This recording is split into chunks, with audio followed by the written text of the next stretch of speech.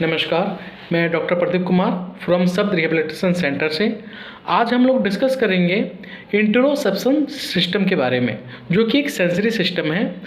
इस बारे में काफ़ी पेरेंट्स ने हमसे क्वेश्चन किया है कि सर हमारे बच्चे में बहुत सारे ऐसे इशू है जिस इशू को बच्चा बता नहीं पाता, जिस इशू के बारे में बच्चा अपने आप को एक्सप्रेस नहीं कर पाता।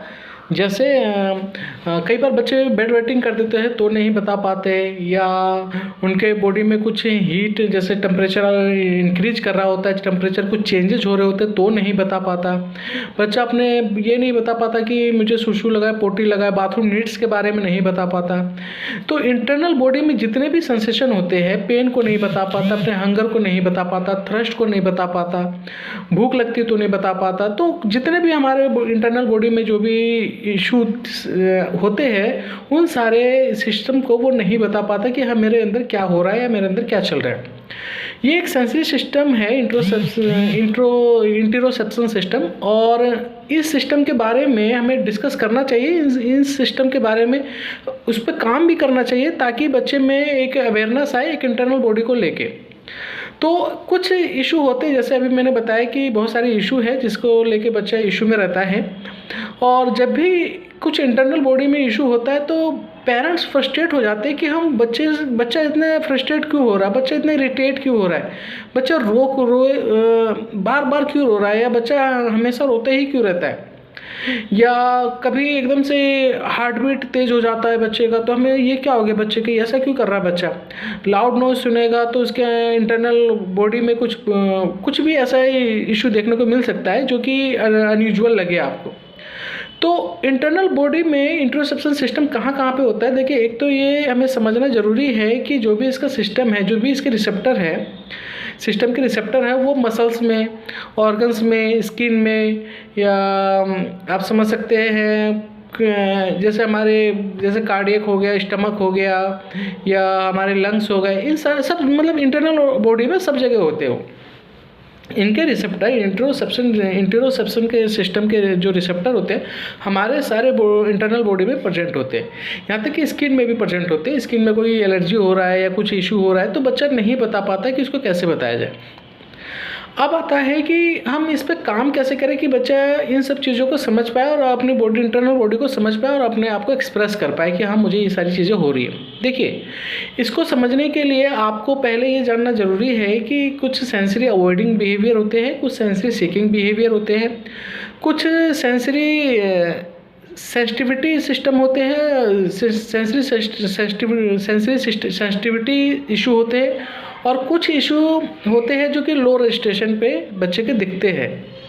ये 4 तरीके के दिक्कतें आपको इंटरोसेप्शन में मिलेगा आपको, और इन सब पे काम करने के तरीके अलग अलग है। तो हमें समझना पहले असेसमेंट होगा, एक अच्छे से असेसमेंट करवाएंगे आप बच्चे का, और उस बेसिस पे आपको पता लगेगा कि बच्चा जो ये सब इशू, जो इंटरनल बॉडी के जो इशू है वो किस वजह से है, और ये किस में कहाँ फॉल कर रहा है बच्चा। क्या सेंसरी अवॉइडिंग में जा रहा है बच्चा, या सेंसरी सीकिंग में जा रहा है, या लो रजिस्ट्रेशन में जा रहा है, या सेंसरी सेंसिटिविटी हो रही है उसको कुछ। इन चारों पोर्शन को अगर हम समझ जाएंगे तो बच्चे के जो भी एक्टिविटी है उसको क्रिएट कर सकते हैं बच्चे के नीड के अकॉर्डिंग।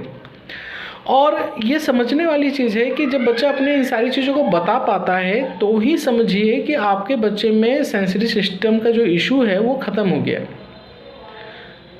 वो डाउन हो गया, या ये समझ सकते हैं कि वो बच्चे के जो भी इशू दिख रहे थे वो प्रॉब्लम चली गई है। लेकिन अगर ये अभी भी इशू है तो कहीं ना कहीं उसके सेंसेस पे अभी ठीक से काम नहीं हुआ है।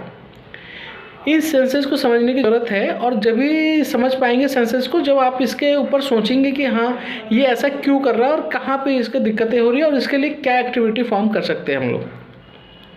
तो बहुत सारे ऐसी चीज़ें होती है जिसके बेसिस पे बच्चा अपने इमोशंस को, अपने फियर को, अपने एंगर को एक्सप्रेस कर पाता है अच्छे से। अब आप ये देखते होंगे कि बच्चा गुस्सा तो कर रहा है, लेकिन गुस्सा किस वजह से हो रहा है वो नहीं बता पाते होंगे, आप वो नहीं रीज़न समझ पाते होंगे। तो बच्चा अपने आप को दिखाता है जब इसके से ये वाले जो इंटरोसेप्शन सिस्टम के जो भी रिसेप्टर है वो अगर अच्छे से काम कर रहे हैं तो बच्चा अपने आप को बता पाता है कि हाँ, या अपने आप को दिखा पाएगा बाय साइन लैंग्वेज या बाय रिटर्न या बाय एक्शन के जरिए कुछ ना कुछ वो करके दिखाएगा कि हाँ, इस वजह से मुझे ये इशू चल रहा है या मेरे बॉडी में ये चीज़ें हो रही है। अगर उसको ये सारी चीज़ों के बारे में नहीं पता होगा तो आप उसके कॉन्स्टिपेशन को लेके भी प्रॉब्लम में रहेंगे, हमेशा उसके बॉल या बॉवल मूवमेंट को लेके प्रॉब्लम में रहेंगे, या बेड वेटिंग को लेके प्रॉब्लम में रहेंगे, या उसके जैसे मान लीजिए कि बच्चे को सुनाई दिया या कुछ एकदम से बच्चा डर गया या एकदम से बच्चा घबरा गया कि क्यों घबराया, बच्चा नहीं बता पाता कि क्या हुआ उसके बॉडी में, क्या रीज़न थे उसके। तो ये सब चीज़ें जब इन सब सारी चीज़ों पे काम होता है तो ये जो जितने इशू बताए जा रहे हैं अभी आपको, वो सारे इशू शटल डाउन हो जाते हैं।